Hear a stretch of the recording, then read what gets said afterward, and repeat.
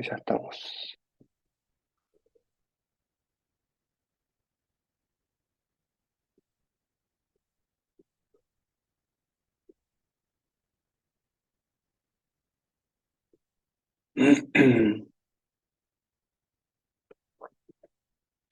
Bien.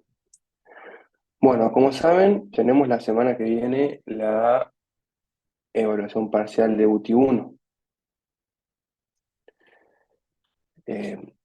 UTI 1, como saben, es una unidad complicada por sus temas, porque es mucha información en poco tiempo y porque está integrada por múltiples especialidades: genética, biofísica, fisiología, bioquímica, histología, biología celular, lo cual hace que sea complejo de comprender. Por eso es que eh, armamos esta clase de repaso para que ustedes puedan más o menos recordar cómo es que se venían dando los temas y qué es lo importante que tienen que retener para esta evaluación.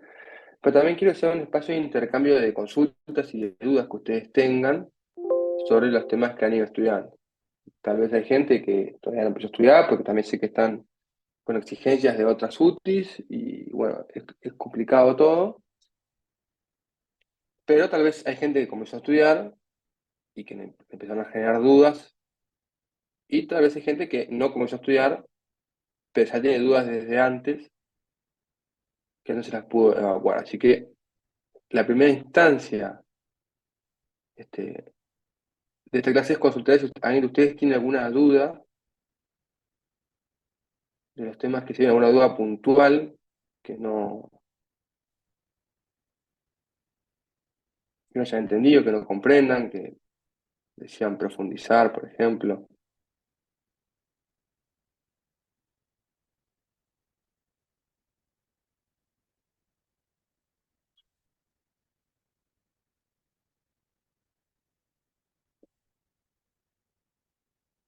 Nada.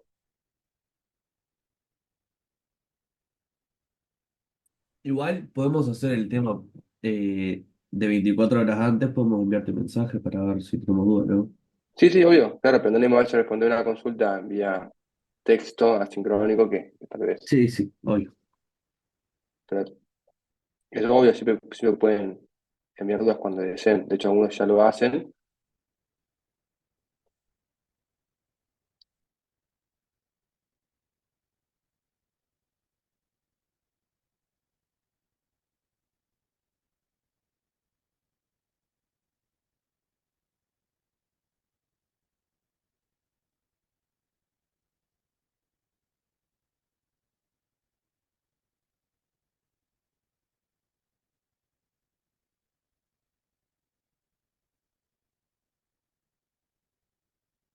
Bien. Bueno, entonces, ya que no hay dudas, la idea es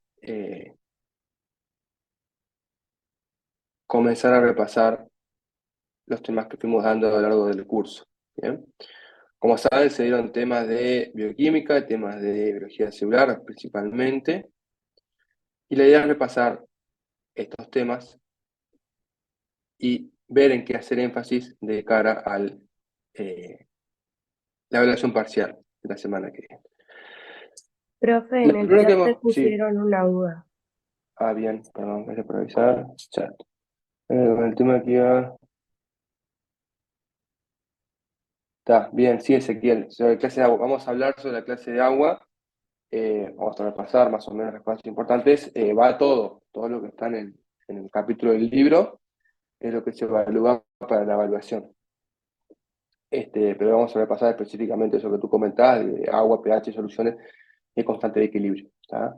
Pero todo lo que se encuentra en el capítulo del libro, que bioquímica, ustedes están usando el Leininger, no recuerdo mal, todo lo que está allí va. Pero está alguna pregunta, Ezequiel, y vamos a repasar hoy un poquito eso. ¿Bien?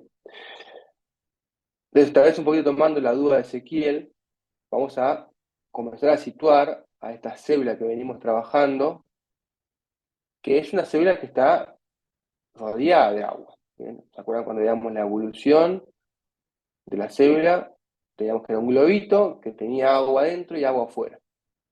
Ustedes ya pasaron por UTI-3, entonces ya vieron un montón de cosas, que ese globito del lado interno tiene diferentes cosas que del lado externo, si bien de ambos lados hay agua. ¿Y qué es lo que separa a la célula, tanto su medio interno como su medio externo? La membrana plasmática. La membrana plasmática es como nuestra primera estructura importante que vimos en biología celular, es la que delimita a nuestra célula y separa un medio interno de un medio externo. En ambos medios, tanto vamos a suponer que este acá es el externo, que nos damos cuenta es porque los glúcidos, que son estas estructuras que aparecen aquí en violeta en este esquemita, se encuentran siempre en la membrana externa. Nosotros podemos ver algunas proteínas integrales de membrana que atraviesan la membrana o otras membranas, y luego vemos diferentes fosfolípidos y algunas moléculas de colesterol entre los fosfolípidos. Esta membrana plasmática que estamos viendo aquí separa un medio interno de un medio externo. Ambos medios internos y externos tienen agua. O sea, acá adentro hay agua. ¿Bien? En esa agua pasan cosas. En esa agua le sucede a diferente pH, diferente carga de hidrogeniones, sucede que tenemos diferentes constantes de disociación, y hay moléculas que ingresan y salen de adentro de la célula, lo cual modifica todo el interior celular en todas las variables que ustedes quieran, carga, pH, etc. ¿Bien? Por lo tanto, comprender un poco qué es lo que está pasando, porque uno a veces imagina la célula como algo rígido, como algo que no se mueve, y en realidad la célula está en constante movimiento, está todo el tiempo moviéndose y todo el tiempo cambiando. Por lo tanto, situar dónde está la célula ubicada, qué es lo que delimita a esta célula que es la membrana plasmática. Y también vimos que esta membrana plasmática no solamente delimita la célula en su totalidad, sino que también delimita los organelos. Estos organelos, que son organelos delimitados por membrana, contienen diferentes lípidos a la membrana plasmática. Y también contienen diferentes lípidos entre sí. Y también contienen diferentes moléculas intraorganelares entre sí. Es decir, por ejemplo, pensemos en moléculas, ¿verdad? Biomoléculas que ustedes vieron en bioquímica. Tenemos 4 biomoléculas: proteínas, glúcidos, lípidos y ácidos nucleicos. Adentro del núcleo, ustedes vieron que es un organelo delimitado por membrana, que presenta una membrana nuclear externa y una membrana nuclear interna. Tenemos ácidos nucleicos, el ADN. ¿Bien? Ahora, en el Golgi no hay ADN, no tenemos ADN. Por lo tanto, ahí estamos viendo que dentro de diferentes organelos tenemos diferente composición de biomoléculas. Ahora, en el Golgi tal vez haya, tal vez no, hay un montón de glucoproteínas en su interior que no hay adentro de los cuerpos de lípidos, de las gotitas lipídicas. Obviamente, en las gotitas lipídicas hay un montón de lípidos que no hay en el núcleo ni en el Golgi. Entonces, estos lípidos que delimitan a los organelos también nos ayudan a comprender que dentro de cada organelo tenemos diferentes biomoléculas. Y al haber diferentes biomoléculas tenemos diferente composición de pH, carga, etc. Y toda esta composición diferente genera que los organelos cumplan una diferente función, y se da esto porque hay algo que los aísla entre sí. Ese aislante, esa limitación, esa pared, es la membrana plasmática, tanto del citoplasma como de los organelos. Y esa membrana tiene un montón de lípidos, y como ustedes pueden ver, son muy importantes los lípidos para la célula, por lo que tenemos que entender cómo son estos lípidos y cómo clasificamos a estos lípidos. Habíamos visto durante el curso que los lípidos se clasifican en lípidos simples y lípidos complejos. Los lípidos simples son aquellos que no eran saponificables. Ya habíamos hablado que seguramente en sexto muchos de ustedes hicieron jabones y vieron cómo cuando agarran determinado tipo de lípido y lo exponen a una base fuerte, se convierte en jabón. Ese proceso es la saponificación. Y esta saponificación también pasa en la célula. Imaginemos el núcleo. ¿Qué carga de pH tiene el núcleo?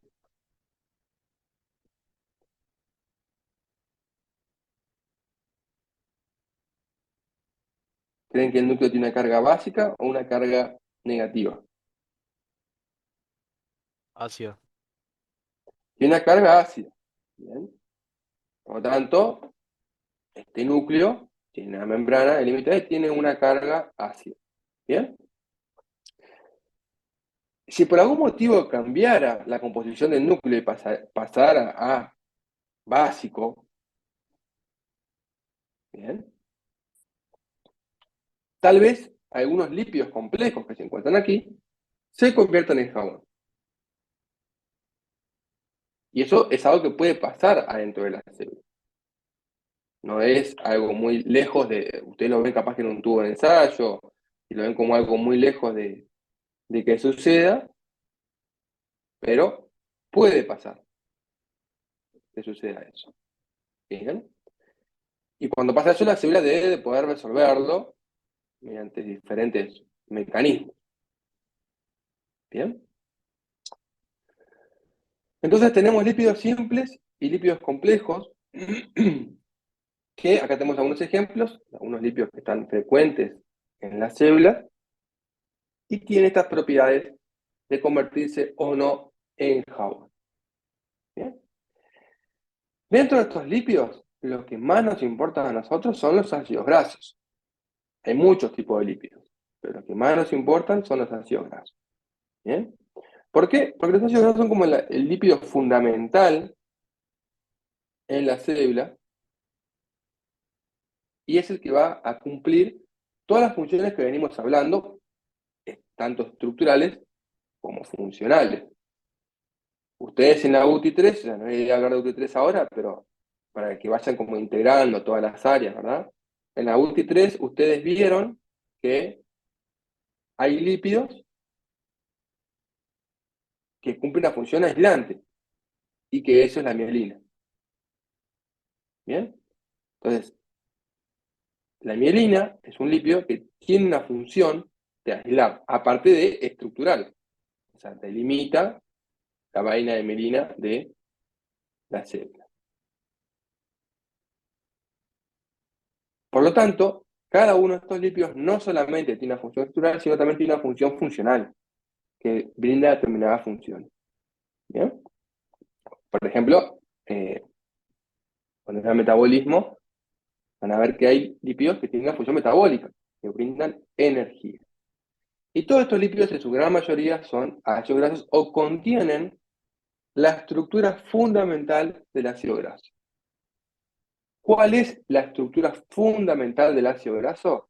Es una cola o una cadena carbonatada que puede presentar insaturaciones o no, y una cabeza que contiene un grupo carboxilo que le da un carácter ácido. ¿Por qué le da un carácter ácido? Porque tiene carga negativa cada uno de estos oxígenos.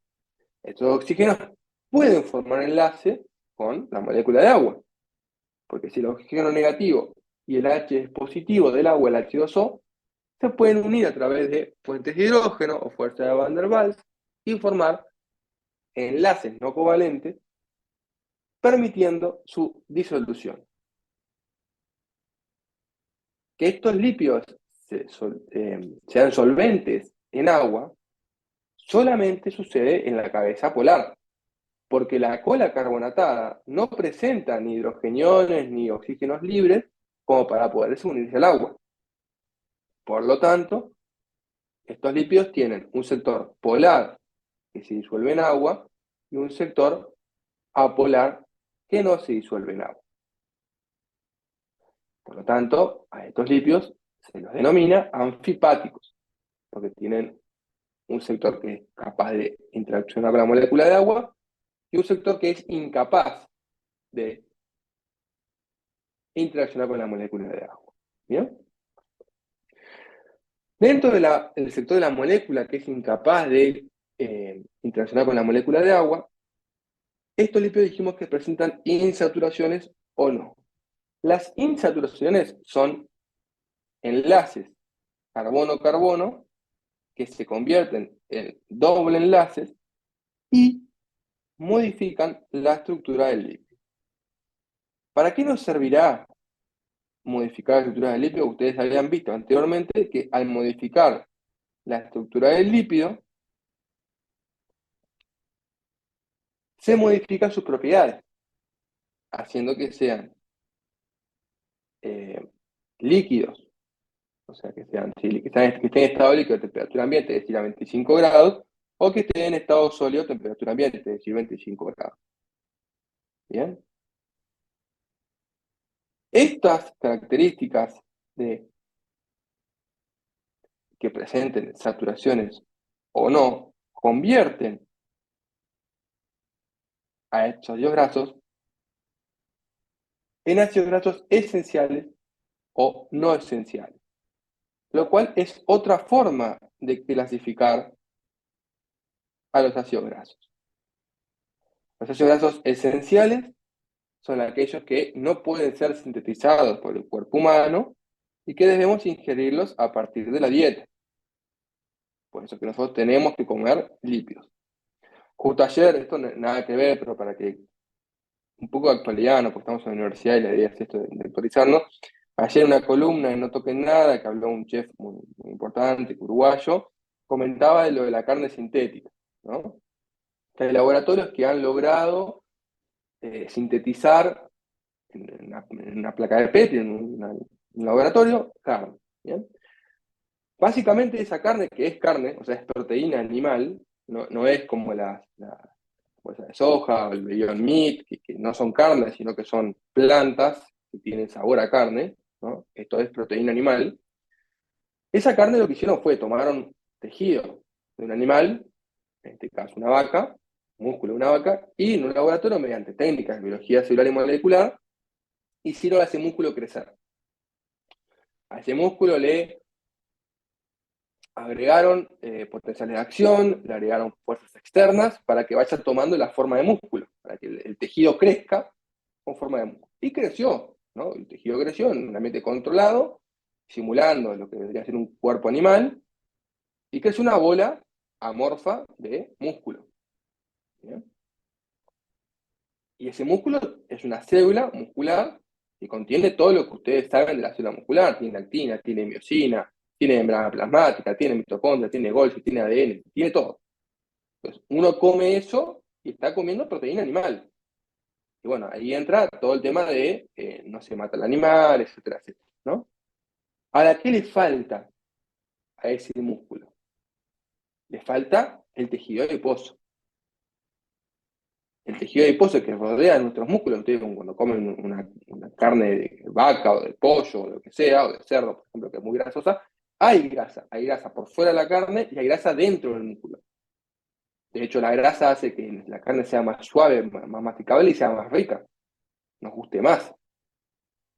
Esa explicación evolutiva de por qué nos gusta más la carne con grasa está dada porque existen en esa carne animal ácidos grasos esenciales que tenemos que comer, porque nuestro cuerpo no los puede sintetizar. Por lo tanto,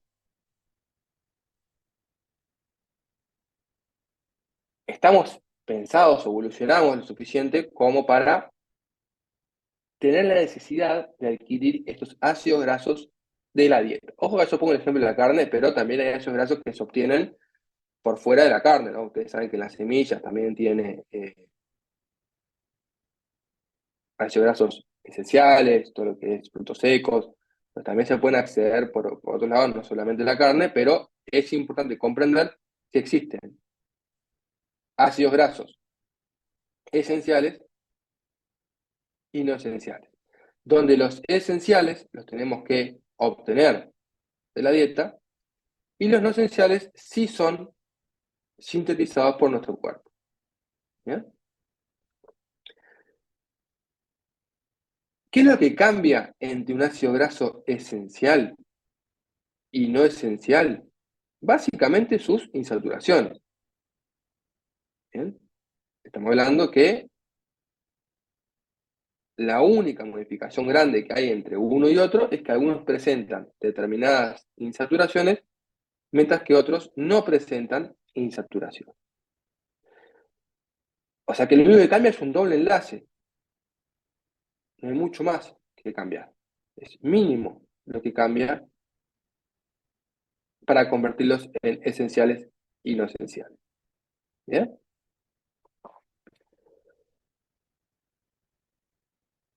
Esta diferencia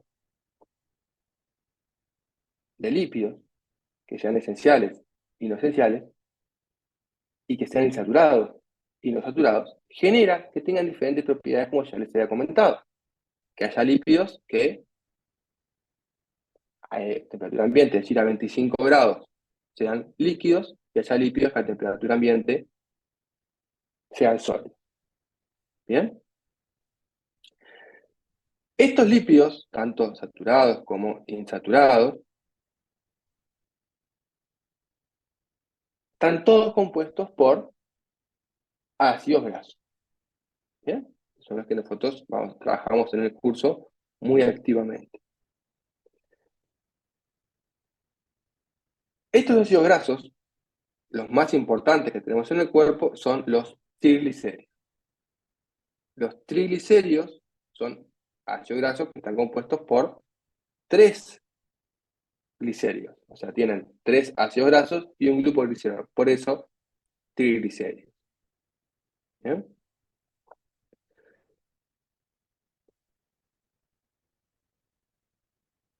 Estos diferentes tipos de ácidos grasos están ubicados en todas las células. O sea, todas las células tienen ácidos grasos en su interior. No es solamente algo exclusivo de los adipocitos, pero donde más se presentan ácidos grasos o triglicéridos es en los adipocitos. ¿Por qué? Porque es donde tienen más cantidad de ácidos grasos. Bien. Por lo tanto, se pueden evidenciar estos triglicéridos que están compuestos por 3 ácidos grasos libres y un grupo de glicerol.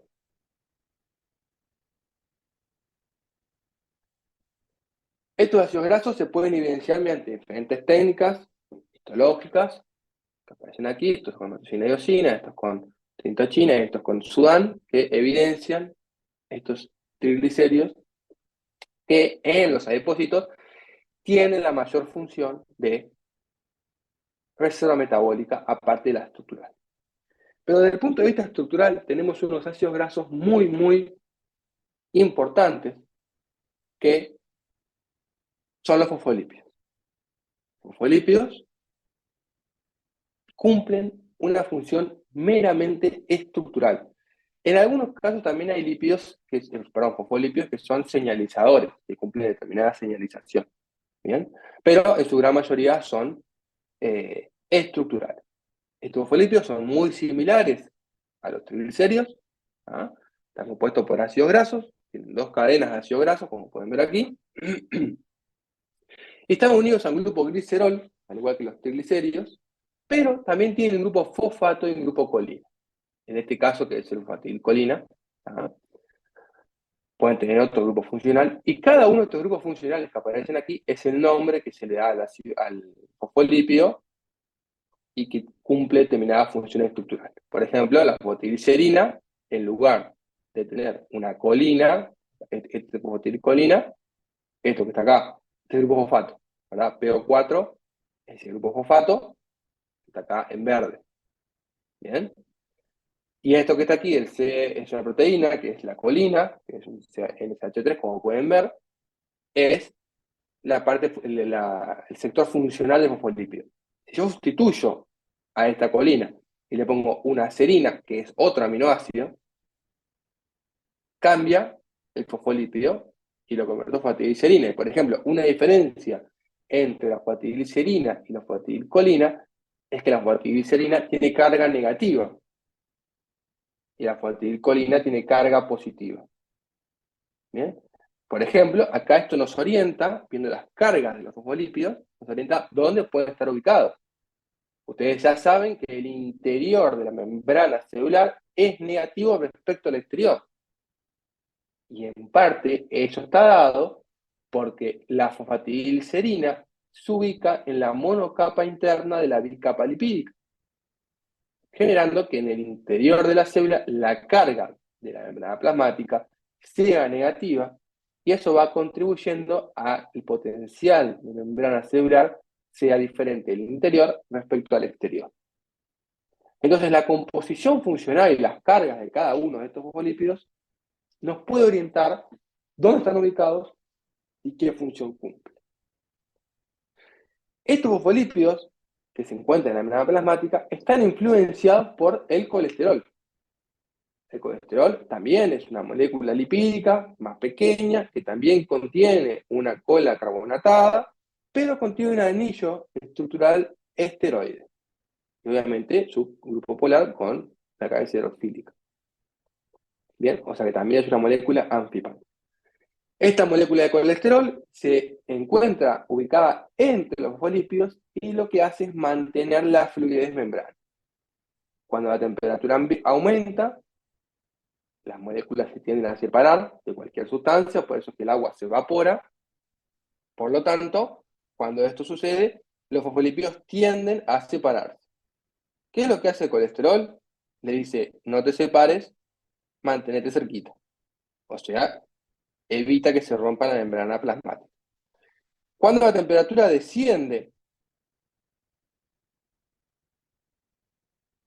y los fosfolípidos tienden a acercarse entre sí, es decir, se van a congelar, el colesterol lo que hace es evitar que estos fosfolípidos se acerquen entre sí y evitando así el congelamiento. Por lo tanto, mantiene la fluidez de la membrana, evitando el congelamiento. ¿Bien? Entonces ustedes pueden ver que esta membrana plasmática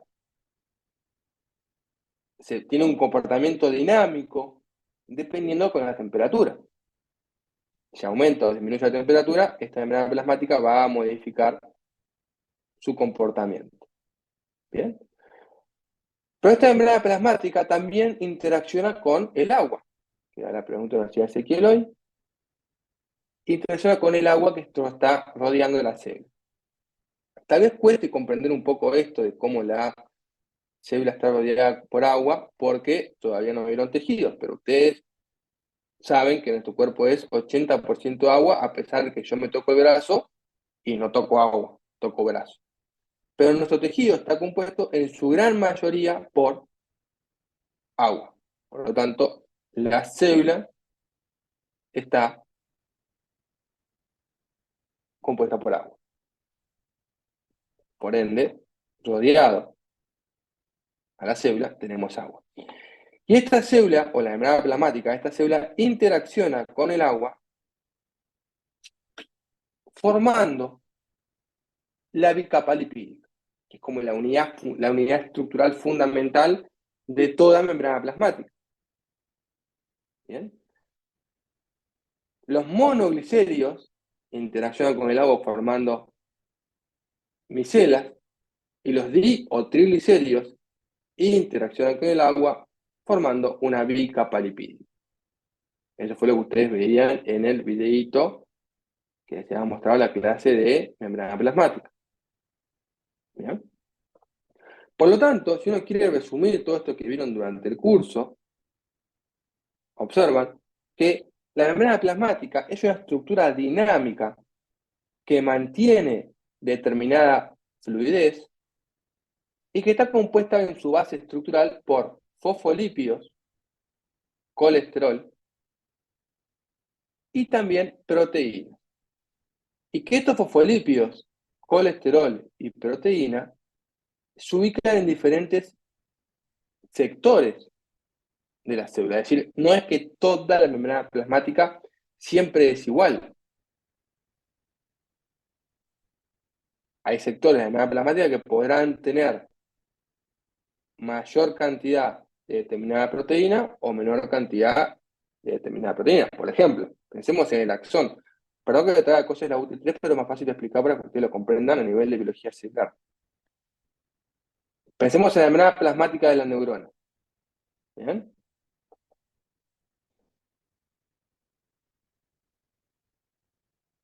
En el soma van a existir determinados fosfolípidos que no van a existir en el axón.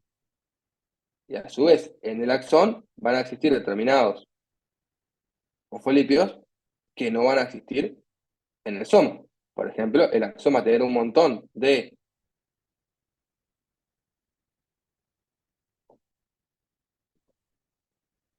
mielina, mientras que el soma no va a tener. Entonces, hay un sector estructural y funcional que varía en la célula.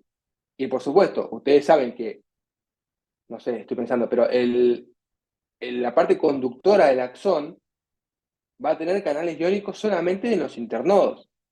Ahora, las dendritas va a tener un montón de canales iónicos para poder recibir y poder aceptar esa despolarización que viene de otra célula. Por lo tanto, también las proteínas de membrana varían según el sector de la membrana plasmática. Van a haber sectores que van a contener muchos canales iónicos, van a haber sectores que van a contener muchos receptores, van a haber sectores que van a contener diferentes fosfolípidos.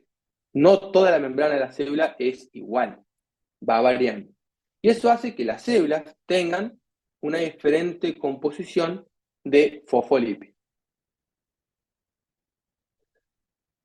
Por lo tanto, hasta ahora hemos visto qué es lo que ve la célula, que es el agua, cómo se delimita esa célula, cómo está delimitada, y cómo interacciona esta con su medio externo e interno, y quiénes componen a esta limitación, que son los lípidos, básicamente. Y llegamos a esta estructura, básicamente de la membrana, que está compuesta por una bicapa lipídica y proteínas. Estas proteínas, ustedes por la UTI3 saben que, por ejemplo, pueden ser canales iónicos. ¿Bien? Tanto por fuera como por dentro de esta membrana plasmática hay agua. Y yo acá me quiero detener un segundito para entender un poquito, porque esto es complicado de entender al principio. Ustedes me dijeron que en el núcleo está el ADN. ¿Ah? Ahora, el ADN no está en estado sólido. No es que uno pincha el núcleo de la célula y saca una piedra de ADN. El ADN está disuelto. Todo lo que está dentro de la célula está en solución. ¿Solución de qué? De agua. O sea, el ADN que tenemos adentro del núcleo está disuelto en agua. Es como si ustedes tuvieran un vaso con azúcar. Uno mira el vaso de agua con azúcar y es transparente, ¿verdad? No ve el azúcar. Salvo que sature la solución. Pero si no satura la solución, no se precipita y adentro del núcleo está el ADN. El ADN disuelto en agua. Al igual que el azúcar está disuelta en el vaso y yo no la veo. Yo lo que veo es un vaso de agua. ¿Bien? Entonces, todas las moléculas que estamos hablando, todas, ADN, proteínas, lípidos, glúcidos, todas están interaccionando con el agua. Están en solución. ¿Bien?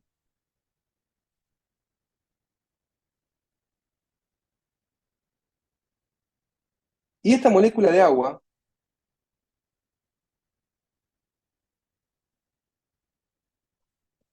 tiene algunas propiedades que permiten que interaccione con todas las biomoléculas que venimos hablando. Para empezar, el agua no es una molécula, no es una biomolécula, es una molécula orgánica. Está compuesta por dos átomos, no, perdón, por dos elementos y tres átomos. Bien.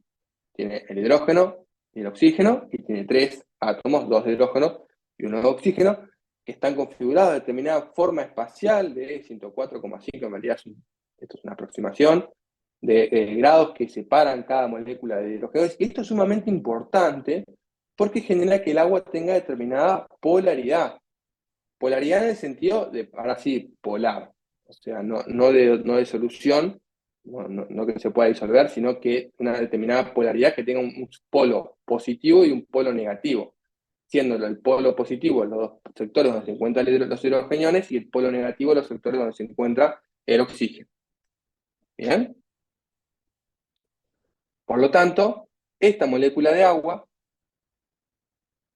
tiene unas propiedades intrínsecas que les permite generar diferentes capacidades. Por ejemplo, presenta una gran cohesión interna. Eso quiere decir que las moléculas de agua no tienden a separarse. Esto ustedes lo pueden ver haciendo física en la cocina.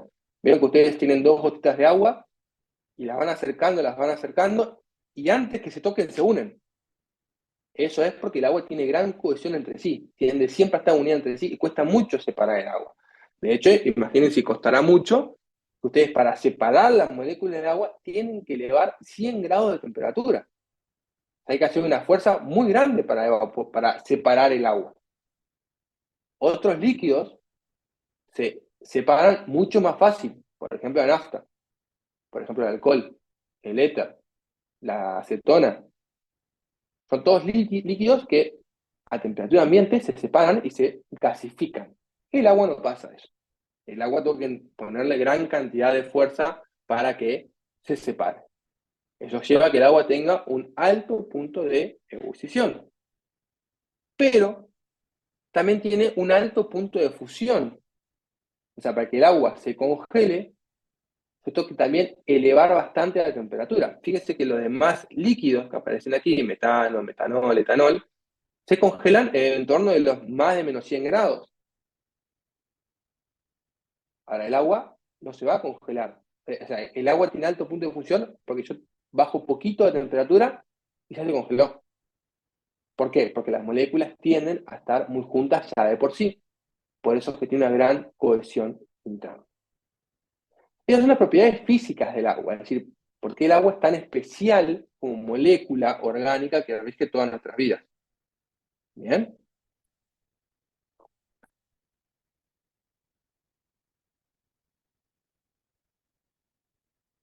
Otras propiedades que tiene el agua es que tiene la función de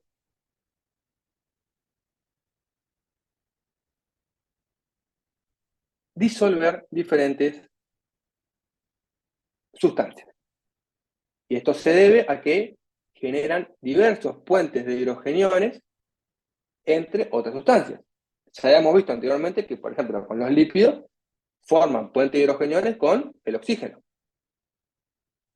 Y con las biomoléculas, proteínas, por ejemplo, forman puentes de hidrogeniones con puentes de hidrógeno con el grupo nitrógeno.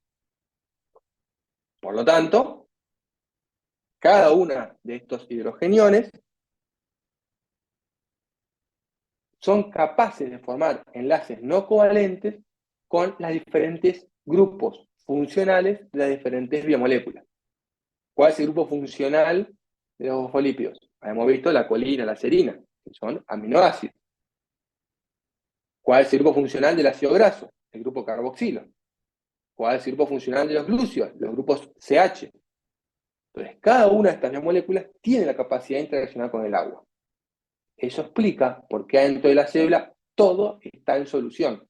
Todas las moléculas de esta célula están disueltas, como si fuera un vaso con agua. No es que tenemos, no sé, la membrana plasmática, si bien es una estructura, ustedes lo entiendan, está disuelta en agua. ¿Bien? Es como cuando usted tiene una bolita de aceite, o sea, sí la puedo ver, pero no está sólido, no es una cosa sólida, yo la puedo tomar. ¿Bien? Y otra función que tiene el agua, que es aparte de disolver a las biomoléculas, es la de disolver sales. Ustedes vieron en la UTI3 que tenemos diferentes sales. Tenemos, las sales son iones, ¿verdad? Tenemos iones potasio, iones sodio, iones cloro, etc. Y cada uno de estos iones son disueltos por el agua. ¿Bien? ¿Por qué pasa esto? Porque los iones suelen tener carga negativa o carga positiva. Por ejemplo, el cloro es menos, el sodio es más. ¿Bien? Y ya hemos visto que el agua tiene una polaridad. Tiene un sector positivo y un sector negativo. Por lo tanto, estos sectores positivos y negativos se pueden unir a moléculas positivas o negativas por atracción de campos, generando que se disuelvan estos iones.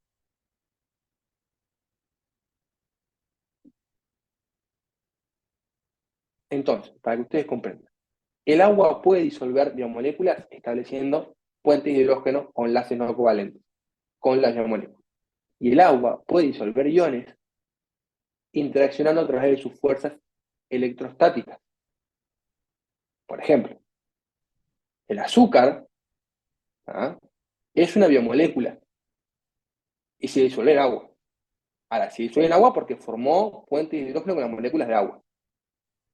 La sal de mesa, que es el cloruro de sodio, no es una biomolécula, es una molécula inorgánica, es un ion, y se disuelve en agua por las fuerzas hidroelectrolíticas de la molécula de agua que interaccionan con el soluto. Entonces, el agua puede disolver diferentes compuestos interaccionando a través de los puentes de hidrógeno o interaccionando a través de las fuerzas eléctricas. Sin embargo, hay moléculas que el agua no puede disolver, como por ejemplo los lípidos. El agua no puede formar puentes de hidrógeno y no puede interaccionar con los lípidos. Ahora, no hay lípido que no tenga una cabeza polar, por lo menos en el mundo conocido animal. Entonces el agua parcialmente puede interaccionar con estos lípidos, pero no con todo el lípido, con una parte específica del lípido, y esa es la explicación de que se formen micelas y capas lipídicas, porque el agua ejerce una fuerza sobre estos lípidos. Hay un sector del lípido que el agua le dice alejate, pero hay un sector del lípido que el agua le dice acercate. Entonces el agua genera que en el espacio estos lípidos se organicen, generando micelas o bicapas lipídicas. Eso es porque el agua tiende a formar puentes de hidrógeno o tiende a formar o tiende a repeler a esta sustancia. ¿Bien? Dentro de estas interacciones con las demás biomoléculas, el agua cumple diferentes funciones. Por ejemplo, hay una función bioquímica. El agua puede ser producto de una reacción química o puede ser reactivo de una reacción química. Por ejemplo, en algunos ejemplos, el agua surge como producto y se condensa. Por ejemplo, la respiración celular. Cuando una célula respira, es decir, hace metabolismo, ustedes van a ver, les explico, ¿vieron ciclo de Krebs? No. No, no, todavía no. Está. Cuando vean el ciclo de Krebs, van a ver que la célula, cuando termina de respirar,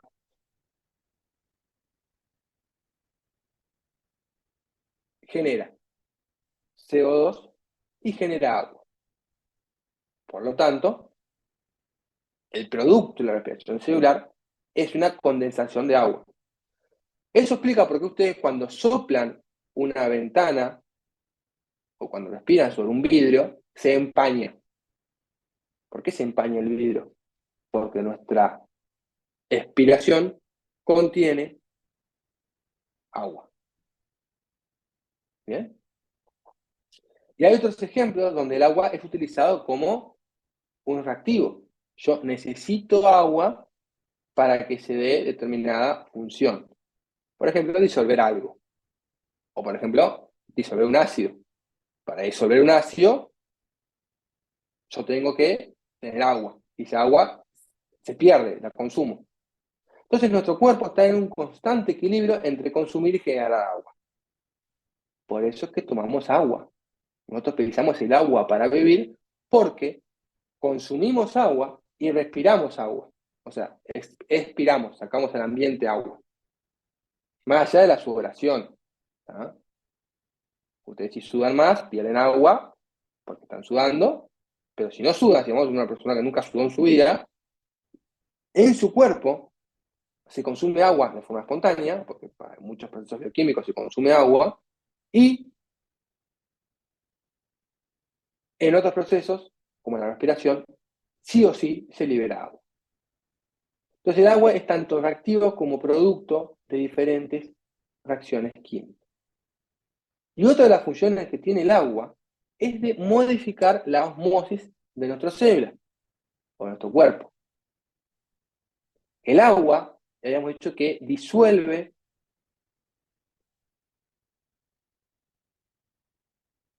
los solutos, los iones.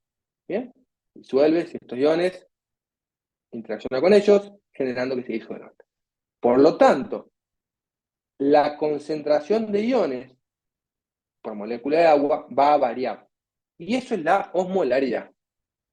¿Qué tanta concentración de iones respecto a la concentración de agua tengo en una solución? Por ejemplo, un vaso con agua, con azúcar, que le agregué una cuchara de azúcar y yo la disolví, tengo determinado X molaridad. Ahora, si le agrego 2 cucharadas de azúcar y la disuelvo, tengo X a la 2 molaridad. Y así voy sumando diferentes osmolaridades. ¿Por qué? Porque yo lo que agregué fue soluto, no agregué agua.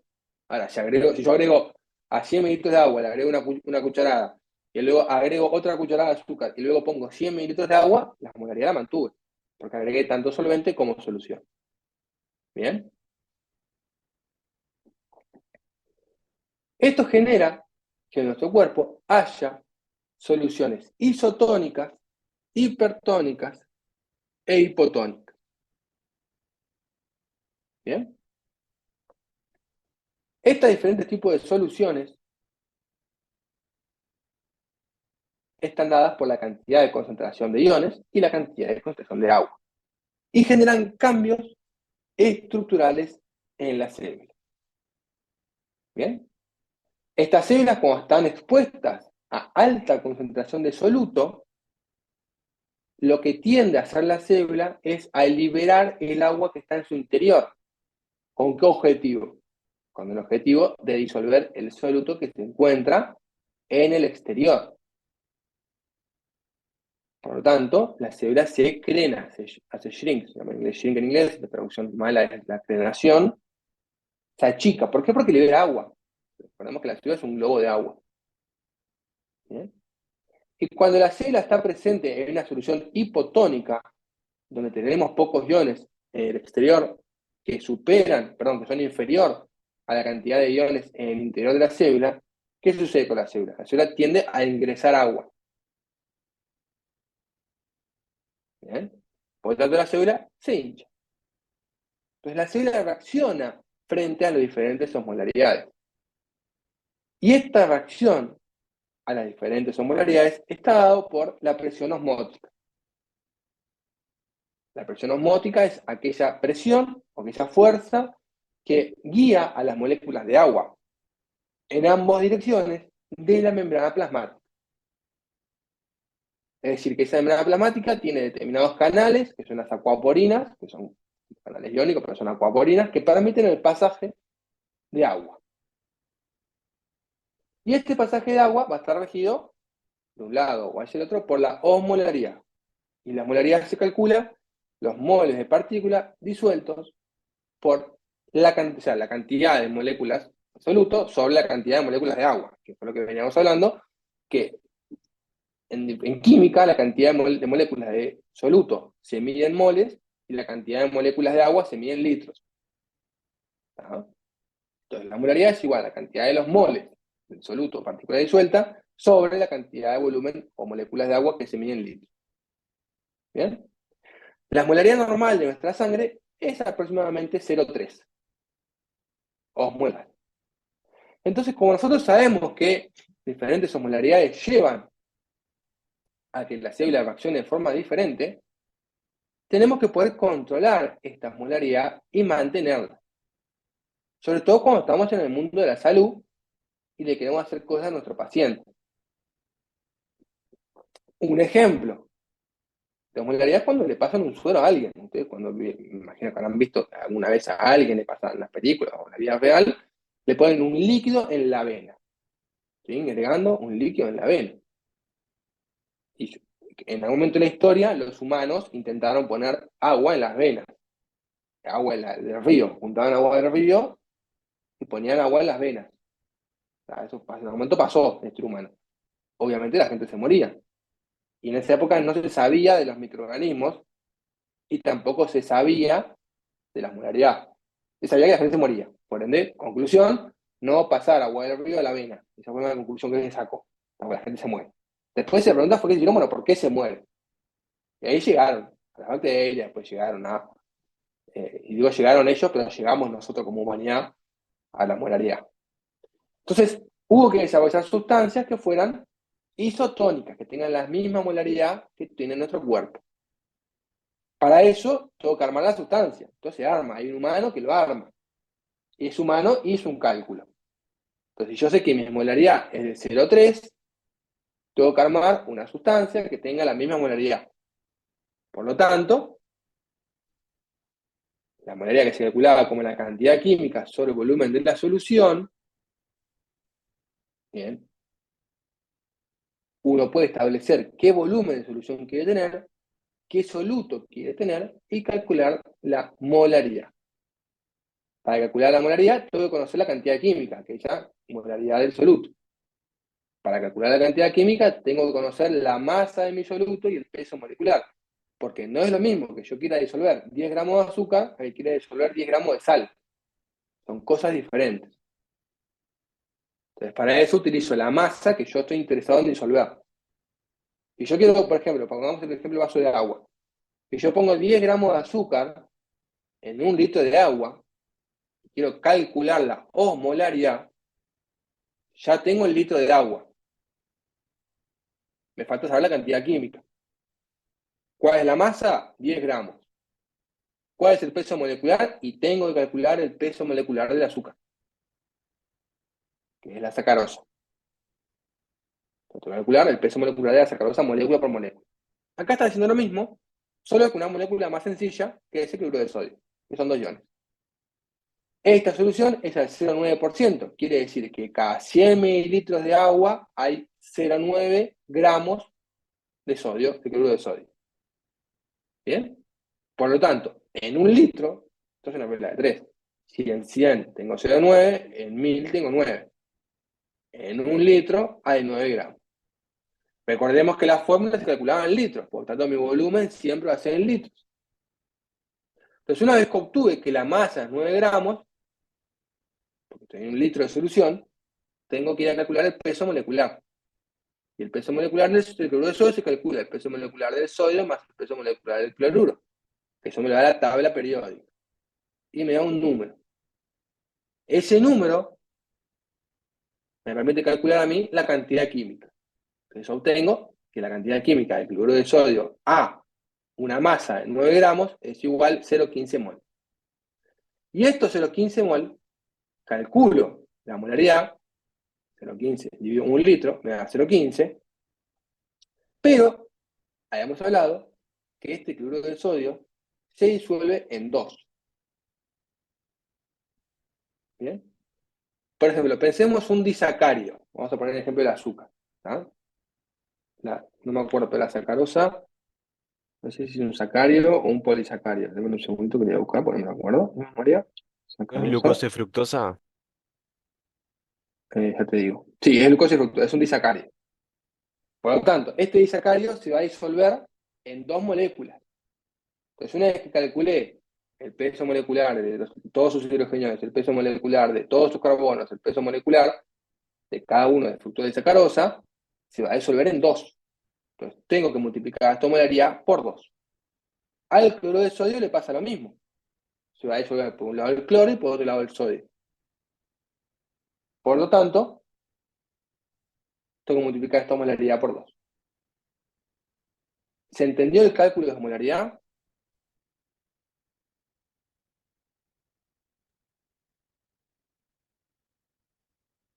Está medio entreverado, profe. Quiero entender Pero se primero. entiende. No, yo lo entendí, pero no sé si me lo acuerdo de hacer. Vos, para calcular la molaridad, ¿cuál es esta fórmula? Cantidad de moles sobre volumen de la solución. Para llegar a la cantidad de moles, tenés que sacar la cantidad química. Para sacar la cantidad química tenés que conocer la masa del soluto que vas a disolver y el peso molecular del soluto. La masa te la puedo dar, te puedo disolver 100 gramos de azúcar. O te puedo decir que tu solución está al 0,9% de azúcar. Por ejemplo, suero glucosado al 5%. Eso quiere decir que cada 100 mililitros de suero tenés 0,5 gramos de azúcar. Entonces ahí sacás que la masa es 0,5 gramos cada 100 mililitros, o 5 gramos cada 1000 mililitros, o 50 gramos cada 10.000 mililitros. Vos llevar la solución a lo que vos quieras, pero siempre va a ser lo mismo. Porque si tu solución es el 5%, siempre va a ser lo mismo. ¿Bien? Si yo tengo un vaso de agua y quiero hacer una solución al 10%, por ejemplo, de azúcar, pongo 10 gramos de azúcar, 100 mililitros de agua. Ahí tengo una solución al 10%. Y yo quiero mantener esa solución al 10% y agrego 900 mililitros de agua, tengo que agregar 90 gramos de azúcar. Entonces ahí mantuve siempre la misma concentración. Y con la concentración se puede sacar la masa. El peso molecular va a depender del soluto que vos utilices, la sacarosa, la fructosa, el cloruro de sodio, el cloruro de potasio, lo que vos quieras. Y una vez que sacaron el peso molecular, sacan la cantidad química. Y ya ahí ya tienen la cantidad química. Y la cantidad química simplemente la dividen por el volumen de la solución. Y ahí ya tienen la molaridad. Pero no termina ahí. El siguiente concepto que hay que tener es que tengo que pensar esta molécula cómo se disuelve. Se disuelve en 2 moléculas, o se disuelve en una, o en 3, o en 4.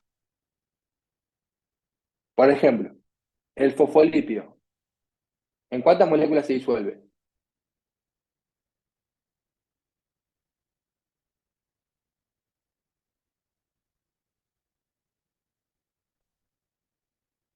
¿Se separa el fosfolípido?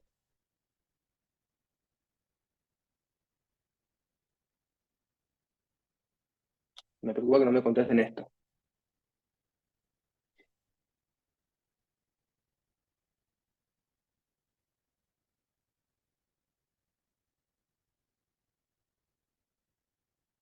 El fosfolípido no se disuelve, o sea, no se separa. Por lo tanto, si uno quiere calcular la molaridad de la membrana plasmática, va a calcular la masa, la cantidad de lípidos que haya por el peso molecular de todos los lípidos que haya, saca la cantidad de química en un litro de solución, y se termina ahí el cálculo, porque no va a tener que multiplicar, o sea, va a tener que multiplicar por 1, porque los fosfolípidos no se separan. Hay moléculas que se separan en más de una vez. Entonces, si una molécula se separa en 3 moléculas, tengo que multiplicar esa molaridad por 3. Bien. El agua. Esto que estamos viendo es la ionización del cloruro de sodio. Se ioniza, se separa en cloro y en sodio. El agua también se puede separar. El agua se puede ionizar. Se separa en hidrogeniones y en grupos hidróxidos o hidroxilas. ¿Bien? Esta ionización del agua, que también ocurre en el cloruro de sodio, por ejemplo, está dada por el constante equilibrio del agua. Es decir, qué tanto el agua tiende a separarse. ¿Bien? Y acá no estamos hablando de que no es lo mismo de aquella fuerza de cohesión que estábamos viendo. ¿Ah? La fuerza de cohesión estaba entre las moléculas de agua. Acá estamos viendo, no es que se separen entre sí las moléculas de agua, es que la molécula de agua se separe. ¿Ah?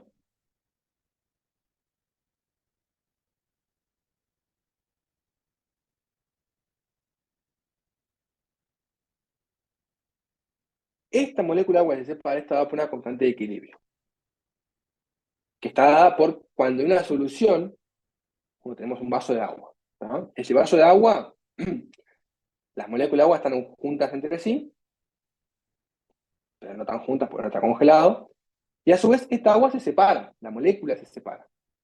Continuamente se separa, se separa, se separa, se separa, se separa, se separa, se separa. Y así va, o sea, se separa, se une, se separa, se une. Yo soy una molécula de agua y tengo mis dos hidrogeniones conmigo. La molécula de agua está al lado mío, se separó. Ahora, en determinado momento, mis hidrogeniones, me separo de mis hidrogeniones y la molécula de agua está al lado mío, se vuelve a unir. Entonces, el hecho de que unas moléculas se separen y otras se mantengan unidas, esa es la constante de equilibrio. Y la constante de equilibrio es fija para el agua, se conoce como la KW de water, que es 1 por 10 a la menos 14. Este valor está indicando cuántas moléculas de agua están separadas a temperatura ambiente. O sea que 2 de cada 1 billón de moléculas están separadas. ¿Cómo se calcula esta constante de disociación? Concentración de hidrogeniones, que es la molécula que se separa, concentración de hidroxilo, que es la molécula que se separa, sobre la concentración de agua total del sistema. Ahí obtengo una constante de equilibrio. Esta constante de equilibrio, que en estado basal es de menos 14, se puede modificar agregando sustancias. Si yo al agua le agrego azúcar, estoy agregando sustancias. Perdón, estoy agregando solutos. Por lo tanto, ese soluto va a interaccionar con el agua y va a hacer que esta constante de disociación se modifique, cambie. Ustedes nunca probaron y nunca vieron, creo yo, agua pura. La agua pura no, existe en un laboratorio. En el mundo no existe. Hasta el agua de lluvia contiene gases adentro y partículas de polvo. Esto sucede en el agua pura. El agua pura tiene una constante de 1 por 10 a la menos 14. Pero el agua que nosotros conocemos, se agregan cosas, como por ejemplo biomoléculas. Entonces, al agregar biomoléculas, esta constante de equilibrio se modifica y pasa del menos 14 al menos 7, más o menos. Generando que nuestro cuerpo tenga un pH entre 7,3 y 7,45. ¿Cómo se genera este pH? Se genera debido a que dentro de la célula, dentro de la sangre, se encuentran determinadas moléculas.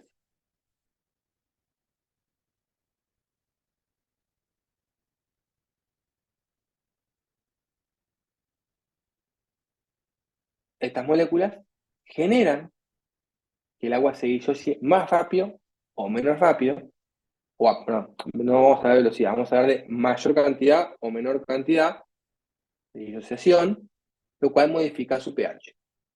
Por ejemplo, en el estómago tengo HCl, que es ácido clorhídrico, y ese ácido clorhídrico genera que cambie la constante de disociación del agua, que haya más moléculas de agua disociadas para interaccionar con el ácido y el pH se modifique, caiga. ¿Por qué cayó ese pH? Porque agregué una sustancia, agregué algo. Si no, no hubiera caído nunca ese pH, nunca se hubiera modificado. ¿Bien? Por lo tanto, para yo modificar el pH, tengo que agregar cosas al agua. Si no, no se va a modificar. Eso hace que nuestros diferentes cuerpos, en nuestras diferentes partes del cuerpo, hace diferentes pH. No es el pH de la plasma, de la sangre, el pH del estómago, o que el pH de la orina, o que el pH de, no sé, la saliva. Porque cada líquido de nuestro cuerpo tiene diferentes composiciones. En la saliva, por lo general, no hay glóbulos rojos, en la sangre hay glóbulos rojos, en la orina hay urobilinógeno, en la saliva no hay urobilinógeno. Por lo tanto, tenemos diferentes solutos, diferentes compuestos que modifican el pH de nuestra solución, cualquiera sea la que estemos estudiando. Para calcular el pH de una solución y saber en nuestro cuerpo en determinado momento qué pH tenemos, utilizamos la concentración de Hessenor-Hasselbalch, donde el pH, y el pH es el menos logaritmo de la concentración de hidrogeniones. ¿Qué es lo que nos está diciendo a nosotros? Nos está diciendo cuánta concentración de hidrogeniones hay. Nos está diciendo cuál es el menos logaritmo de la concentración de hidrogeniones. Esa concentración de hidrogeniones está dada por dos variables. Una es el pKa de la sustancia que estamos evaluando. Por ejemplo, el globulinógeno. Por ejemplo, el glóbulo rojo. Por ejemplo, el ácido clorhídrico. Es intrínseco a la sustancia. Siempre, o sea, es propio de la sustancia. El agua tiene su propio pKa, que es el KW. Cada sustancia, cada elemento, cada partícula tiene su propia constante de disociación, que es la frecuencia con la que se disocia la molécula. Y luego tenemos otra constante que mide la concentración de aniones e hidrogeniones en la solución. Fíjense que es muy similar a esto. Concentración de hidrogeniones y concentración de aniones. Acá estamos viendo lo mismo. Concentración de hidrogeniones y concentración de aniones. Negativo o positivo. Entonces, yo quiero calcular el pH del HCl. El HCl tiene una determinada constante de disociación X, no me acuerdo cuál es ahora, no es relevante, y a esa constante de disociación, que es un número que existe, que se los dan, que ustedes tienen que calcularlo, se le suma el logaritmo de la concentración de Cl dividido la concentración de H+. Es decir, cuánto Cl y cuánto H+ hay en la solución. De esa forma, aplicando los menos logaritmos, se obtiene el menos logaritmo de hidrogeniones.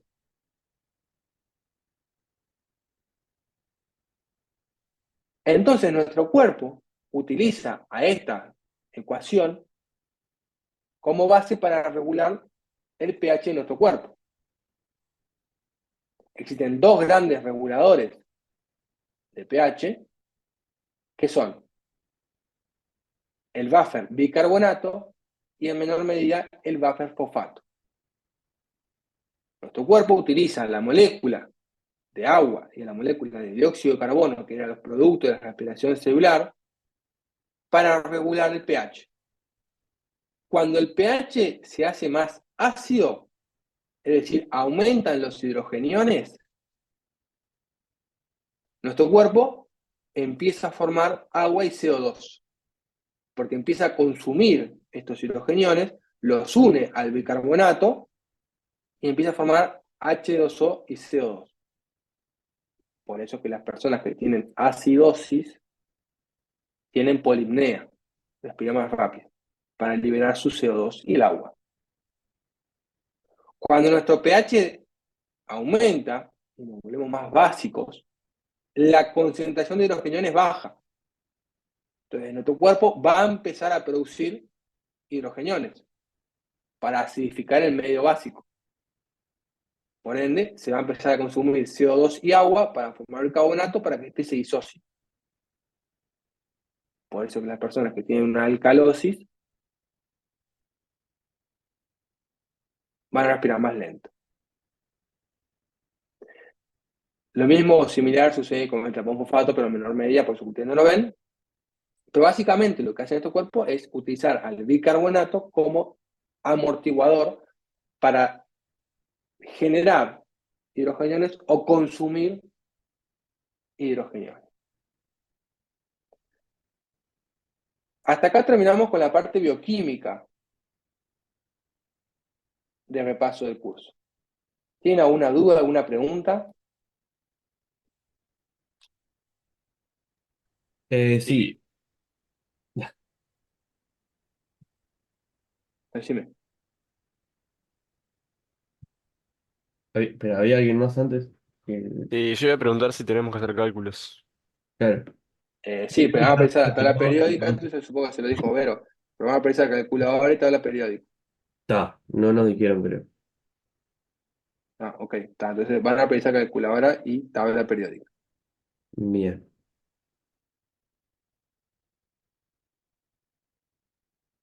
¿Otras dudas, otras preguntas que tengan de esta parte?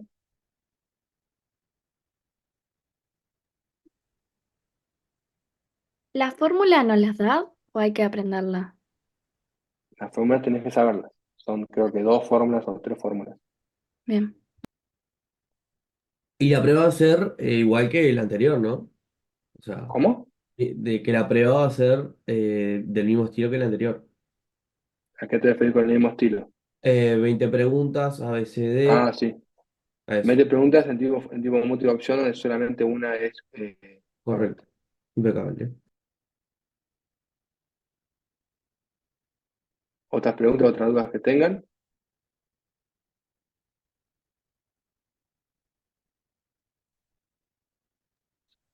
¿Cómo es que sacamos el tema?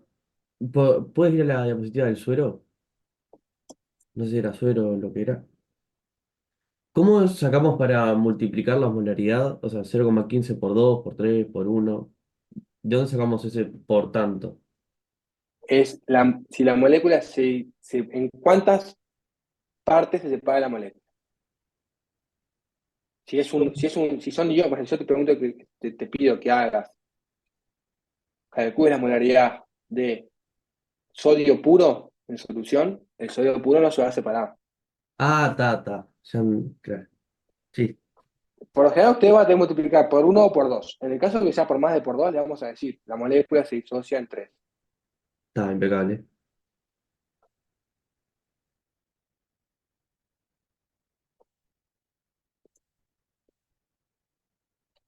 ¿Más dudas, más preguntas?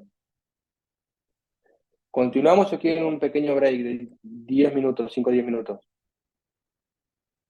Vamos a una hora por Zoom. ¿Cómo están?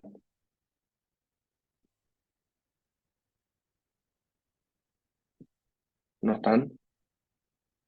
Yo haría un break. ¿Los demás? Yo también así me... Yo también. Bien. Bueno, son y 27, vamos a poner y 30. ¿Y 40 volvemos? Dale, impecable. Ok.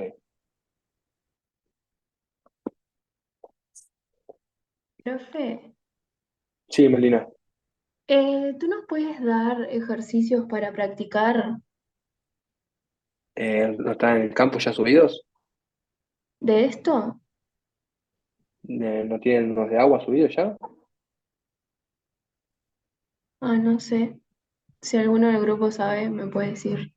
Pero tal vez puedas ingresar al campus y fijarte, Melina. Al campus Moodle, como le llaman. Creo que sí, si no, yo creo que están. Deberían de estar. Pero si no, se los subo, les subo, ¿no? Algunos. Hay dos actividades, una de proteínas y otra de glúcidos. De agua no hay nada. ¿No? Ah, eso sí, claro. Entre mayo. De agua no, mira. Está, ok, me fijo y si te puedo subir algunos, sí. Dale, porque algunos estábamos en desacuerdo con todo esto. ¿Qué es todo esto?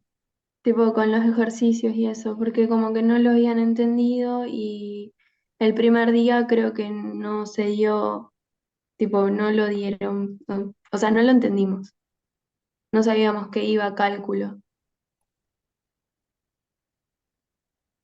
O sea, perdón, no te entendí. Porque me dijiste como cosas diferentes.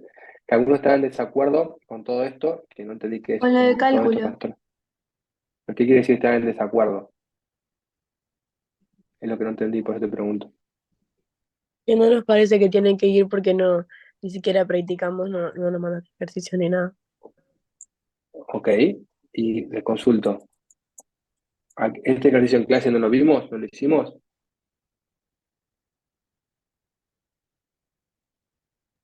¿Explicamos cómo se hace?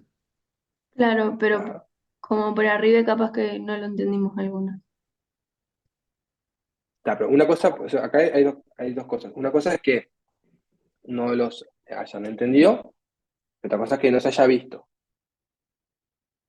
Ahora que me voy a fijar en el campus, porque no me acuerdo de memoria, en el campus qué es lo que tiene subido, ya me fijo, porque para mí tiene ejercicios de aguas y fusiones, Sí, si tiene ejercicio todo moléculas. eso, lo que conlleva fórmula, estaría bueno que subas algunos así, tenemos ahí para practicar y vemos más o menos. No chequear algo.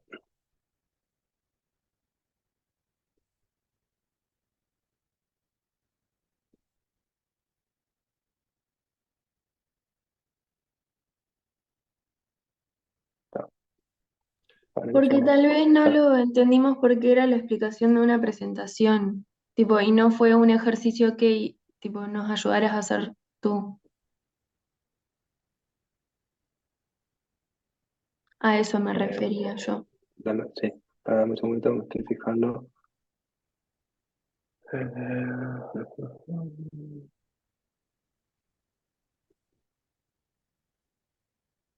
Acá, pues, esto.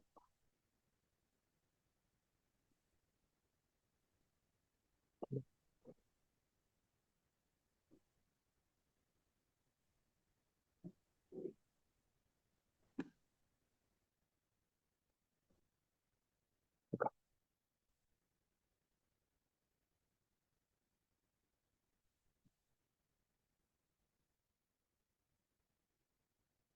Yo acá estoy mirando y me parece a mí, es el teórico de agua y soluciones que tuvimos en clase. Y acá vimos la molaridad, cuál es la fórmula en la cual se calcula. Acá vimos el ejemplo de esto, e hicimos el ejemplo de la morfina. ¿Se acuerdan de eso? Yo tengo una duda. En el, en No, el pará, molde, antes la duda, pará, Germán. es eso Dame un igual, segundito, por Gabriel. favor. Sí, Sí, sí, Gabriel, perdón. ¿Se acuerdan que hicimos esto? Que vimos acá el cálculo de este, vimos el ejemplo de suelo que tú calculamos la morfina. De hecho, si yo pongo esto a presentar, van apareciendo las cosas que fuimos calculando uno a uno. ¿Se acuerdan? O sea que Sí, esto en pero lo clase lo que voy vimos. es lo que yo te dije, de que capaz que no fue que hicimos, tipo, el cálculo paso a paso, cómo sacar, tipo, no sé si tú nos vas a dar cómo se disocia si en uno o dos, Ya, pará. El porque para cálculo paso saber a eso es paso más sí difícil.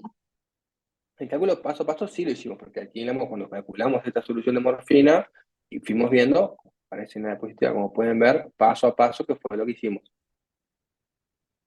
Entonces fuimos haciendo en clase paso a paso que este cálculo es exactamente igual, es el mismo cálculo, que fuimos haciendo paso a paso, que todo esto que está acá. Acá está como todo ya desglosado para que lo aplicamos o leemos de nuevo, y luego hicimos este ejercicio de Y de solución. los otros O sea, temas, de otros temas. lo De de, pH, no, de pH no tiene que hacer cálculos. es solo molaridad. Claro, el único cálculo que hicimos fue el Ah, de molaridad. Por eso bueno, que entonces demás no, capaz que no tenemos. entendimos Lo demás mal todos, que eran de los tres. no. Los temas que hacer cálculos de molaridad y concentración. De pH no vimos, no hicimos cálculos de pH. Entonces eso también. ¿Tá? Igual de todas formas yo le subo al campus ejercicios para que puedan hacer. ¿Tá? bien. Tengo Gabriel, una. decime tu consulta, sí. También va para todo el grupo en sí, porque yo al menos en Agua y Soluciones, lo único que tengo es foro de consultas de Agua y Soluciones. No tengo nada más. O sea, no tengo el PowerPoint ese, o no sé lo que es. Ok, en el campus está, bueno, me fijo, lo voy a subir y también lo subo. Cuando termine casi me Dale. fijo todo Está y impecable, modifico impecable. todo eso. Bien, ¿Tá? Pero yo les subo ejercicios para que ustedes puedan en el campus practicar. Así ya les queda. Vamos a volver a compartir. Profe, entonces de cálculo solamente vamos a hacer molaridad. Sí, y concentración, que es lo mismo. Porque ustedes tienen que calcular la concentración para sacar las molaridades. Ok.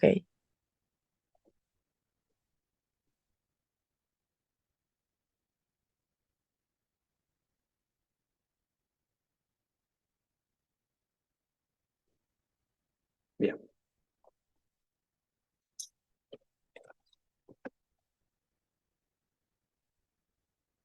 Por lo tanto, vamos ahora a hablar un poquito, ya vimos la parte bioquímica de la célula, por así decirlo. Vamos a hablar un poquito de los organelos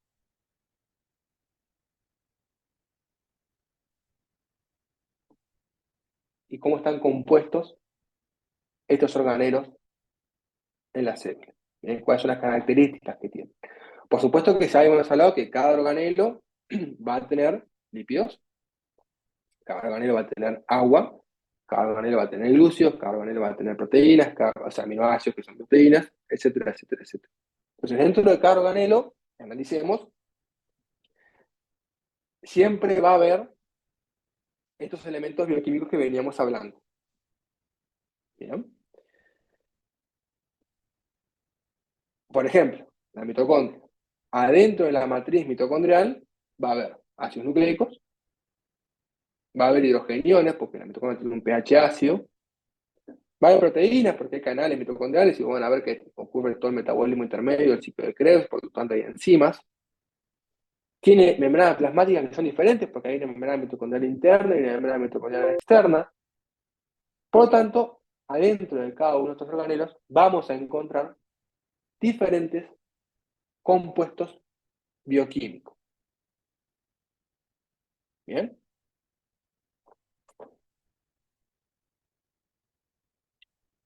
El organelo que más se trabajó en clase y que más vieron fue el núcleo celular. ¿Bien? Este núcleo celular, habíamos visto que estaba compuesto por diferentes proteínas o diferentes biomoléculas. Es decir, tiene ADN, que es la molécula de ácidos nucleicos, y proteínas, que son los aminoácidos. Ese complejo que se forma de ADN y proteínas se denomina cromatina. Esa cromatina tiene diferentes grados de compactación hasta formar lo que finalmente conocemos como cromosoma.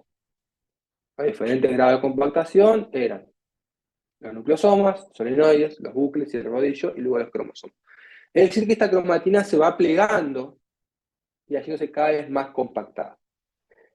Nosotros habitualmente cuando miramos un núcleo celular no vemos a la cromatina, o sea, no vemos a las cromosomas. Vemos a una cromatina descompactada, porque los cromosomas solo se visualizan en el ciclo celular cuando se alcanza el máximo grado de compactación de la célula. Cuando miramos un núcleo celular que contiene diferentes formas y ubicaciones, como ustedes hayan visto, estamos viendo cromatina más o menos compactada, pero no la vemos totalmente descompactada, ni tampoco la vemos totalmente compactada. Esta variación de la cromatina ocurre dentro del núcleo por determinados procesos que son de compactación del ADN. Y este núcleo contiene diferentes proteínas y enzimas para lograr esto. Por ejemplo, el ADN polimerasa sintetiza, el ADN transcriptasa transcribe, etcétera, etcétera.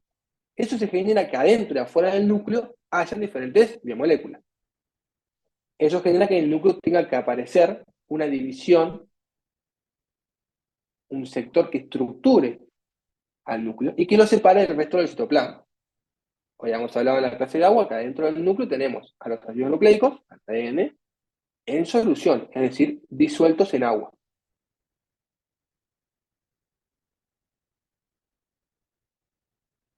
Este ADN, que está disuelto en agua, para que no se escape, tiene que estar delimitado por una membrana. Y encontramos entonces la membrana nuclear, que contiene una membrana nuclear interna y una membrana nuclear externa, que es el retículo. Y entre estas membranas encontramos poros nucleares, que los poros nucleares son muy parecidos a los canales iónicos que han visto en la UTI3. Son poros. ¿Sí? Ahora, este núcleo, esta multitud nuclear, no siempre es constante. La célula, cuando entra a división, todo este núcleo tiene que separarse. Tiene que romperse toda esta estructura para que se pueda compactar la cromatina, se pueda dividir los cromosomas y se puedan ir cada uno a la nueva célula que está formando. Y así es que nace la teoría del ciclo celular elaborada por Virchow hace casi 200 años.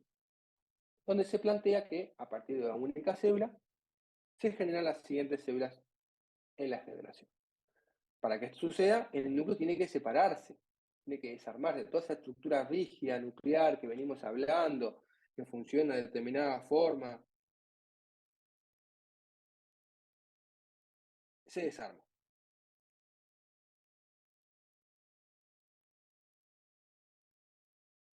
Y se observan los cromosomas. Pero para que se puedan observar los cromosomas, todo lo que conocemos del núcleo y todo lo que conocemos de la célula, todo lo que ustedes vieron, se desarma. Entonces, todo lo que ustedes vieron de la célula, la mitocondria, la Golgi, todo lo que ustedes vieron en biología celular en estos años, en el ciclo celular se desarma, sobre todo en la mitosis.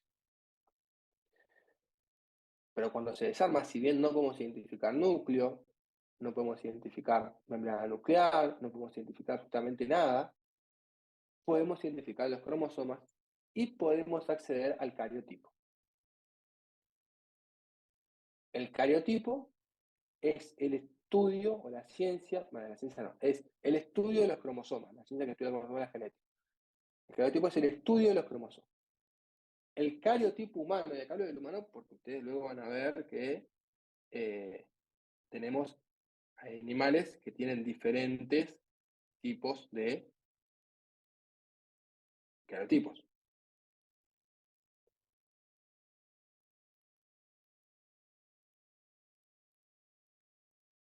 Hay organismos que tienen más cromosomas que nosotros. Entonces, el cariotipo humano tiene 46 cromosomas. Y esta ciencia, o esta parte del estudio de los cromosomas, agrupa a los cromosomas de acuerdo a su forma. ¿Tá? O sea, que estén agrupados así, este grupito, es por su forma. Las células no los tiene agrupados así, están dispersos en el citoplasma.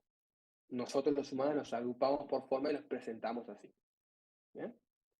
El cariotipo permite estudiar la cantidad de cromosomas y la forma de los cromosomas. Los cromosomas que eran el máximo grado de compactación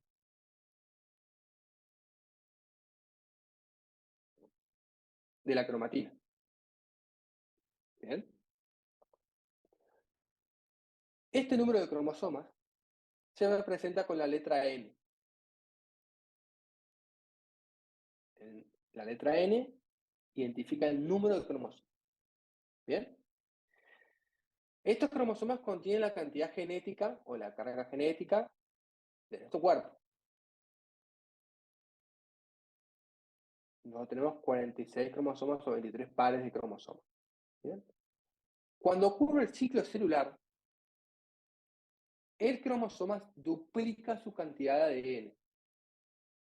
No se duplica el cromosoma. Es como que yo tenga un frasco con una bolita y tengo un frasco con... Vamos a poner algo más sencillo. El cromosoma tiene muchos genes, ¿verdad? Yo tengo un cromosoma con muchos genes. Tengo un frasco con 100 bolitas. Si yo duplico mis genes, o duplico mis bolitas, tengo un frasco con 200 bolitas. ¿Se entiende? No cambié mi número de frascos, cambié el número de bolitas. Acá pasa lo mismo. Yo tengo un cromosoma con X genes y después tengo un cromosoma con el doble de genes, es decir, duplicado. El cromosoma duplicado se ve así con esta forma de X característica, que es esto que aparece aquí en el cariotipo. Entonces, cuando ocurre el ciclo celular, no se modifica el número de cromosomas, se modifica la cantidad de ADN. Si el número de cromosomas se modifica, hay una patología. Vamos al ejemplo del frasco y la bolita. Yo no modifiqué mi número de frascos, yo tengo un frasco, tengo más bolitas, pero los frascos tengo lo mismo. ¿Bien? Entonces, cada cromosoma lo que hace en la mitosis, en el ciclo celular, es duplicar su cantidad de ADN, pero no cambia el número de cromosomas. Y esta etapa de duplicación ocurre en la fase S de síntesis de ADN, que es una de las etapas del ciclo celular que ustedes vieron. En clase trabajamos el ciclo celular Y nos faltó trabajar el control del ciclo celular. Que en el control del ciclo celular lo van a tener las clases que vienen después de la evaluación. El ciclo celular es una secuencia ordenada de eventos que culmina con la generación de 2 células a partir de una. Eso es como la explicación sencillita de lo que es el ciclo celular. Se divide en 3 etapas: una interfase, una mitosis y una citocinesis, aunque algunos autores consideran la citocinesis como parte de la división celular. Habitualmente nosotros cuando observamos estos núcleos celulares, están todos en interfase. Porque si estuvieran en la fase de división celular, veríamos los cromosomas. Ahora, por eso dice acá, núcleo interfase. Ahora, ¿en qué etapa de la interfase estamos? Es imposible de saberlo solamente mirando la célula. Porque en la interfase, las células no pueden ser identificadas al microscopio óptico. Yo solamente mirando la célula no puedo saber en qué etapa de interfase estoy. Recordemos que la interfase está compuesta por una fase G1, una fase S y una fase G2. Cualquiera de estas células puede estar en G1, en S o en G2. Yo no lo sé. Porque ¿qué es lo único que cambió en la morfología celular? Solamente cambió la cantidad de ADN. Nada más. Entonces yo mirando no puedo ver el ADN, por ende no puedo visualizar y distinguir en qué etapa de la interfaz estamos. Ahora, si además de ver la célula yo visualizo la cantidad de ADN, mediante diferentes técnicas, puedo establecer en qué etapa del ciclo celular está la célula porque estoy cuantificando ADN. Y yo sé que en la fase G2 hay el doble de ADN que en la fase G1, porque entre una fase y la otra estuvo la fase S que duplicó su ADN. Entonces vamos a ver ahora cada una de estas fases cuáles son los principales eventos y sucesos que ocurren dentro de la célula. En la fase G1, la célula crece, es una parte de crecimiento. La célula se prepara ¿para qué? Para duplicar su ADN. Va a haber síntesis proteica, se va a descompactar el núcleo, o sea, la cromatina del núcleo. La célula va a crecer y va a generar mayor cantidad de energía, va a consumir más energía, o sea que va a tener una demanda mayor de sustratos metabólicos, porque se va a preparar para entrar a la fase S. En la fase S es una fase crítica.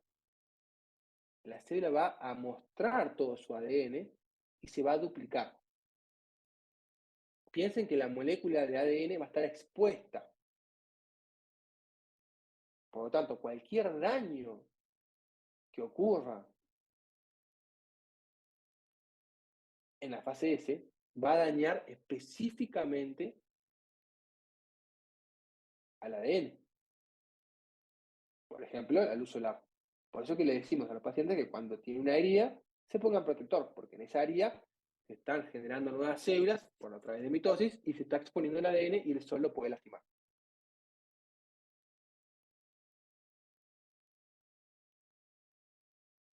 Al final de esta fase S, cada ADN está unido, o sea, porque fue duplicado. Pero al ser duplicado se mantiene. Yo soy el gen 1 y dupliqué, tengo doble gen 1, está unido ese gen, no está disperso. Por lo tanto, si bien no están formadas las cromosomas todavía, a nivel molecular, cada uno de los sectores del ADN que fue duplicado está unido entre sí. Y esta unión es crucial para que se pueda desarrollar la mitosis. Una vez que se duplicó todo el ADN y se corroboró que estuviera adecuadamente unido este ADN, entramos en la fase G2, que es otra fase de crecimiento, donde la célula se prepara para la mitosis. Va a consumir más sustrato, seguramente se reduzca de tamaño, y va a evaluar si el entorno es favorable para que ocurra la mitosis. Acá en esta etapa la célula tiene el doble de ADN que tenía en la fase anterior, pero la misma cantidad de cromosomas, 46. Si sale todo bien, el ADN fue duplicado, la célula creció correctamente y el entorno favorable, la célula se va a duplicar y va a entrar en la mitosis. La mitosis de que tenía 5 etapas: profase, prometafase, metafase, anafase y telofase. En esta mitosis básicamente lo que va a ocurrir son procesos que van a permitir que se generen dos células, que son procesos grandes. O sea, los que nombramos aquí son procesos grandes, hay muchos más procesos, ¿tá? Porque ustedes no ven toda la parte de los centrómeros. El primer proceso que va a suceder en la profase: se va a ordenar el citoesqueleto. Los microtúbulos se van a comenzar a ordenar y se va a compactar la cromatina. Primer suceso que pasa. A esa cadena de sucesos le denominamos profase. Digo por si ustedes, en lugar de aprenderse el nombre, quieren aprenderse los sucesos, por así decirlo. ¿Bien? Una vez que se compactó el ADN y se ordenó el citoesqueleto, se va a desarmar la envoltura nuclear. Se desarma la envoltura nuclear. A este proceso le llamamos prometafase. Una vez que se compactó el ADN, se organizó el citoesqueleto y se desarmó la envoltura nuclear, los cromosomas se van a alinear en el ecuador de la célula. Cuando decimos el ecuador de la célula, es como en la mitad. ¿Tá?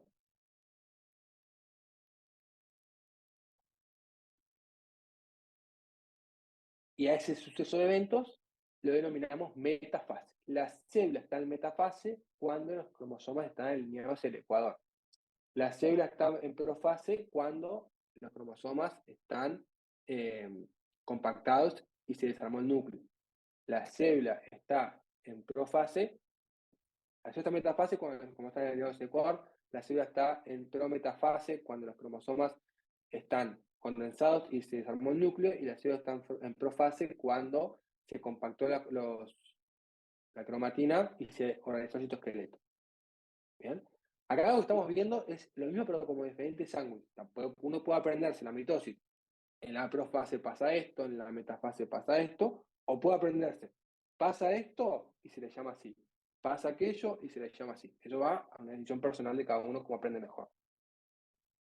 Cuando nosotros vemos los cromosomas alineados en el ecuador, estamos en la metafase. Luego de la metafase, ¿qué va a suceder? Estos cromosomas se tienen que separar. Las cromátides hermanas se tienen que separar. Cuando se comienzan a separar, entramos en la anafase. Se comienzan a separar las cromátides hermanas por un movimiento lento y luego otro rápido, y a este conjunto de procesos se le llama anafase.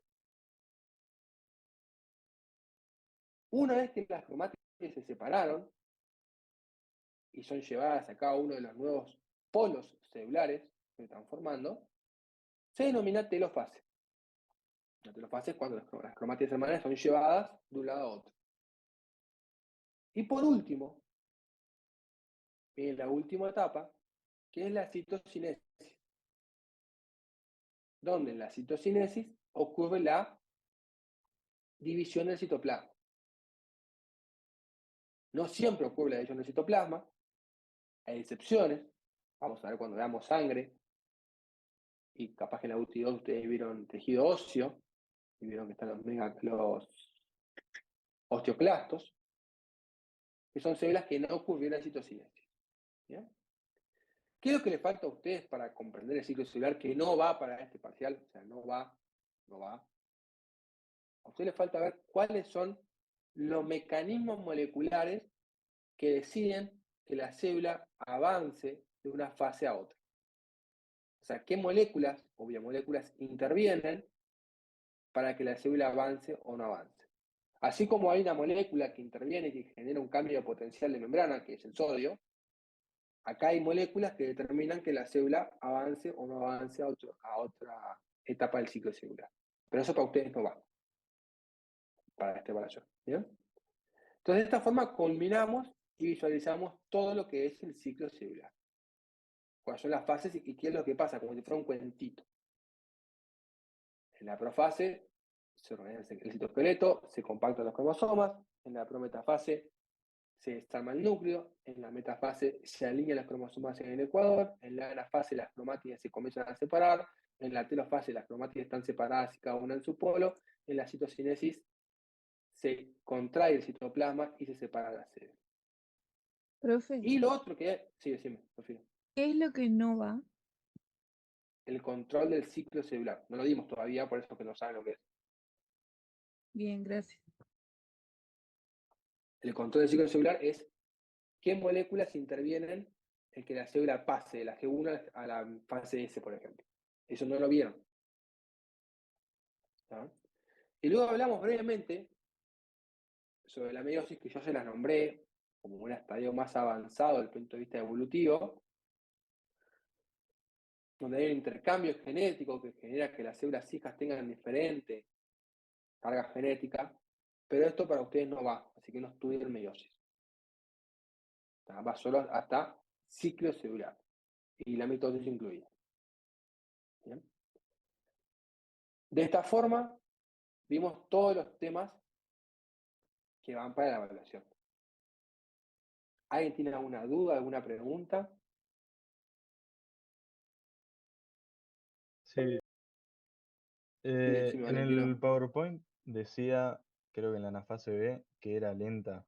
Yo tenía entendido que era rápida, ¿puede ser? Déjame ver qué dice en el PowerPoint. A la fase A es lenta. Sí, dice, está mal, está rápidamente, tenés razón vos. O sea, la anafase A es lenta, de poquito, de poquito, de poquito, y la anafase B es rápida. A ver, te lo comparto si lo puedes ver. ¿Tienes la duda? ¿Dónde estamos? ¿Sí? Sí. Enzimas, carbohidratos y eso también va, ¿no? Biomoléculas va, sí.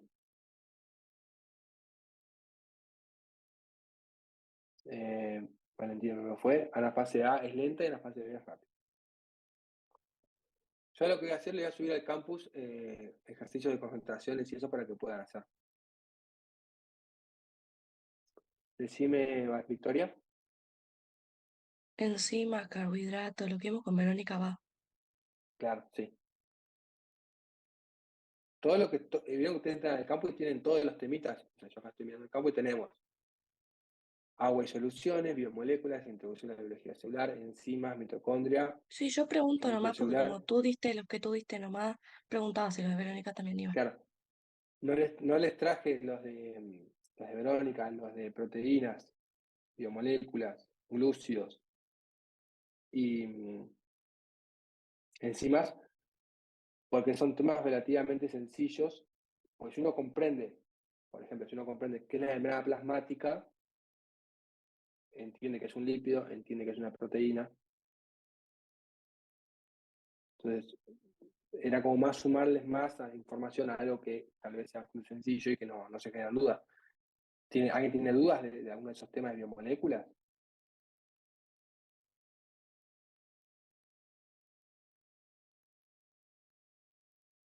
Ahora no te sabría decir. Ok. Recuerden que si cuando comiencen a estudiar nos pueden preguntar tanto a mí como a Verónica sin ningún inconveniente en el momento que ustedes deseen. ¿Está? Profe, Sí, decime, Nicole. ¿podés hacer algún cuestionario como el que hiciste la otra vuelta en la plataforma? Que nosotros Sí, ponemos yo le voy a subir justamente eso para que puedan practicar. los cuestionarios. Bien, Sí, gracias. ¿está? ¿Más dudas, preguntas que tengan?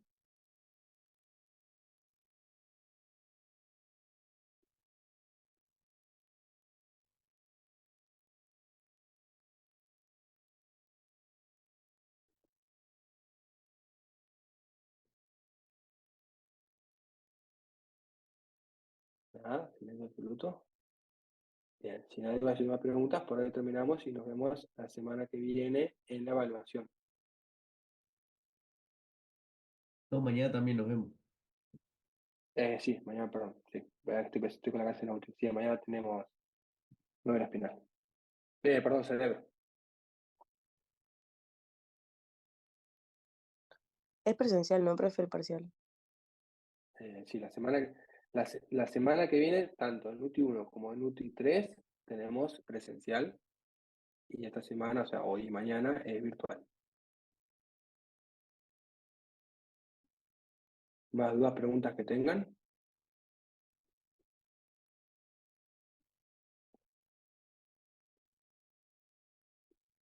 Bien, entonces me voy a poner a subir las tareas y nos vemos mañana o la clase que viene la última.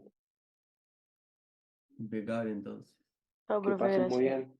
Chao. Chao. Igualmente. Chao.